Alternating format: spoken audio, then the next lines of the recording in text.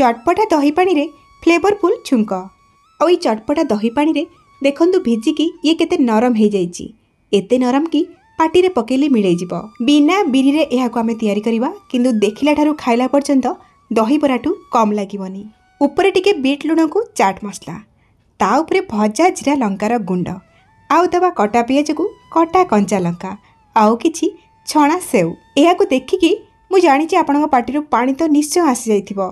मात्र 20 रु 25 मिनिट रे अति सहज उपाय रे आज चटपटा रेसिपी को आम तैयारी करबा। जे कोनोसी स्पेशल दिन रे बा एमिति चटपटा खाया पई इच्छा हेले एही रेसिपी को निश्चय ट्राई करिवे।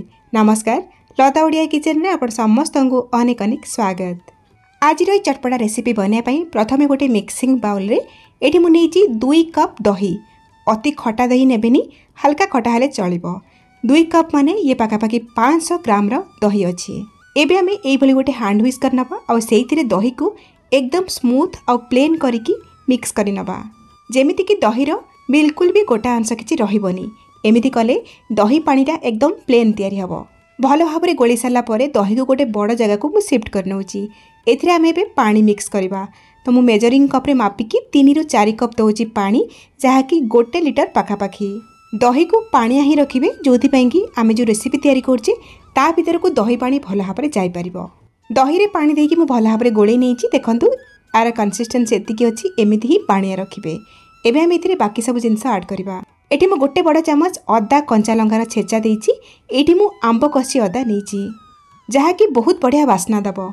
एबे हमें कटा हेतिबा किछि धनिया पत्र दबा, ता सहित स्वाद अनुसार आमे दे दबा लूण आउ दे दबा आमे चटपटा टेस्ट पई आधा छोट चमच बीट लुण बा ब्लैक सॉल्ट आउ दे दबा गोटे छोट चमच चाट मसला आउ गोटे बड़ चमच दे दबा आमे भजा जीरा लंका गुंड और सबुर टेस्ट को बैलेंस करिया पई आमे गोटे छोट चमच दबा एठी चीनी, किंतु बेसी चीनी पकेबेनी, मीठा लागिबो। ए सब देकी भलो भाबरे आमे गोळै दबा। एठी हमर एकदम चटपटा फ्लेवरफुल दही पानी तयारी हे गला। आको आमे घोड़े की साइड रे रखिबा जिबा नेक्स्ट स्टेप को।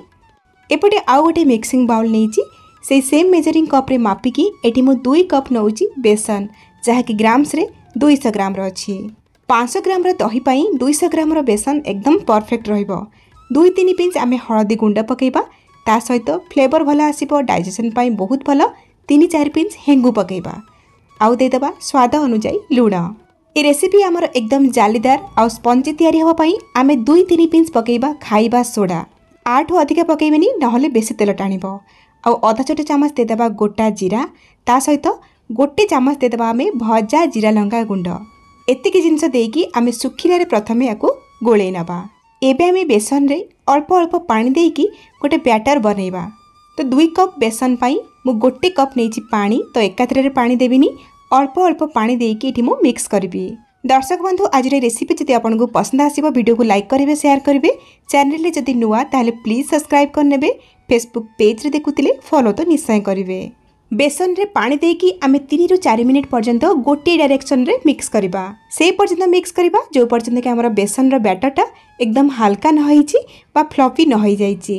3-4 मिनिट मिक्स कला परे बेसन रो क्वांटिटी आपनको अधिका लागिबो, फुला फुला लागिबो आ एकदम हल्का लागिबो। आ यार कलर देखंतु आग अपेक्षा बहुत लाइट हो जाइए। केक बनेला बेले हमको जेमिति रिबन कंसिस्टेंसी रो बैटर दरकार, ठीक ए बैटरटा से भली ही आपनको लागिबो। एतिकी ध्यान रखंतु ए जो बैटरटा ना बेसी मोटा ना बेसी पतला रहिबो, मीडियम रे रखिबे।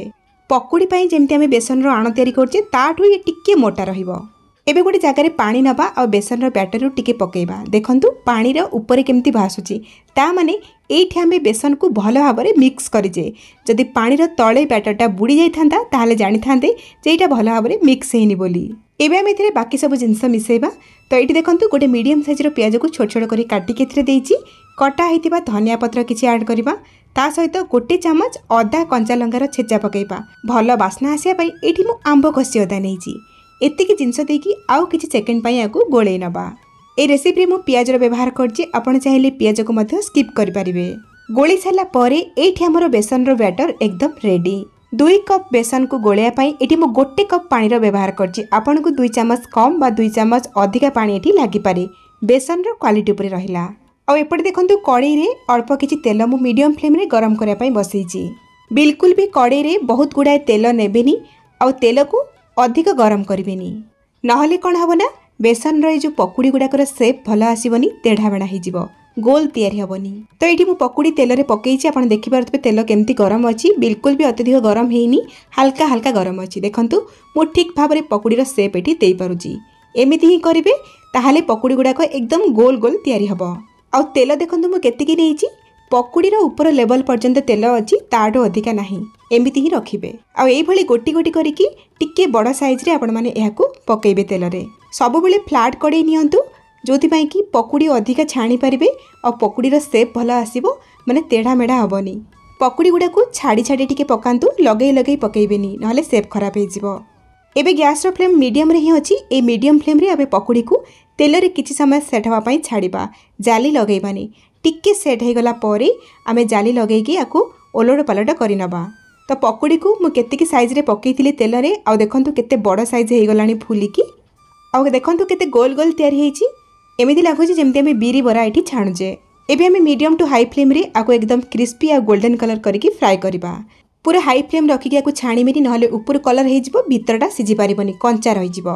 किछि समय परे देखंतु बहुत भल कलर आसी जाइछि एथिरे आ एकदम क्रिस्पी हे जाइछि ऊपर आउ भीतर पर्यंत सिझी जाइछि। एबे आमे सब पकुड़ी गुडा को प्लेट को बाहर करनबा आ बड़का बेसन रो बैटर को सेम प्रोसेस रे फ्राई करनबा। ध्यान रखंतु बैटर को अधिक पतला करिबिनी टिके बहलिया रखिथिबे सेपटा आपनकर गोल आसीबो। तो एठी देखंतु सब पकुड़ी गुडा को मोठी फ्राई करनेछि आ ए पकुड़ी गुडा को एकदम हल्का तैयारी हेछि। एबे आमे पकुड़ी को 5 मिनिट पई ठंडा हवा को दबा आ एपटे गोटे बड़ जगह रे 1 लिटर खंडे नेइछि पानी आ से पानी रे 1 चामच लूण को देकी आमे भल भाव रे गोळेई नबा। ए लूण पानी रे आमे बेसन रो पकुड़ी को पकेबा जोथि पई कि पकुड़ी गुडा को अधिक नरम हबो। गरम पकुड़ी को लूण पानी रे पकेबेनी नहले पकुड़ी भितरे लम्स हे जिवो बा गोटा हे जिवो। टिके ठंडा करके आमे पकेबा आ पकुड़ी गुडा को पकेकी टिके एपट सेपट करके गोळेई नबा आ 2 रु 3 मिनिट पई एमिति ही पानी रे आकु छाड़ीबा। 2-3 मिनिट परे पकुड़ी गुड़ाक ये अति नरम हो जाइए। एबे आमे हल्का हाथ रे पकुड़ी को एभली भाव में टिके चुपुड़ी नबा एक्सेस पानी जो थी ना सी बाहरी जीव आ चुपुड़ी की दही पानी रे पकेबा बहुत जोर से पकुड़ी को चिपुड़ीबेनी नहले भांगी जाई पारे। एभली भाव में आमे सबू पकुड़ी को हल्का हाथ रे चिपुड़ी की दही पानी रे पकई नबा। दही बरा आपण मैंने बहुत थर बनईथिबे बीरी को बतुरे की बाटुथिबे से बहुत टेंशन किंतु एभली उपाय बनंतु आपन को सहज हबो आ टेस्टी मध्य लागिबो। दही पानी रे सबू पकुड़ी दे सारा पर टिके गोळेई नबा आकु आहुरी फ्लेवरफुल करिया पई आमे छुंक लगेबा। सेतिपई गोटे बड़ा चामच तेल को आमे तड़का पैन रे देकी गरम करबा आ सेतिरे गोटे बड़ा चामच दे देबा गोटा जीरा आ ता सहित 4-5टा दे देबा आमे सुखिला लंका आउ किछि दे देबा भुर्संग पत्र आ फ्लेवर पई 2-3 पिंच हेंगु निश्चय पकेबा आ एसबु को मीडियम फ्लेम रे किछि सेकंड पई भाजीबा बास्ना आसला पर्यंत आ गरमा गरम तड़का को आमर दही पकुड़ी उपरे देकी सांगे सांगे कवर करनबा। तड़कार जहाँ भी फ्लेवर ना से भितर रहिबो बाहर को आसीबनी। 15 मिनिट परे आमे कवर काढ़िबा। एठी हमर दही पकुड़ी खाइया पई एकदम रेडी। आपण चाहिले दही पकुड़ी को एभली भाव में 1 घंटा पर्यंत रखिकी तापरे खाई परिबे। सेमिति कले आपनकर पकुड़ी गुड़ाक दही रे बहुत भल भाव में सेट हो जिवो आ पकुड़ी भितर को बहुत भल भाव में दही पानी जाई परिबो। दही बरा को टक्कर दबो ए दही पकुड़ी कम समय तैयारी हेबो टेस्टी मध्य लागिबो। ताले आपण माने बनांतु केमिति लागिला आपनक अनुभूति मो सहित शेयर करंतु। ताले आज पई रहउची पुणी आसीबी आ गोटे नुआ रेसिपी नेकी सेई पर्यंत रहिली। नमस्कार बाय जय जगन्नाथ।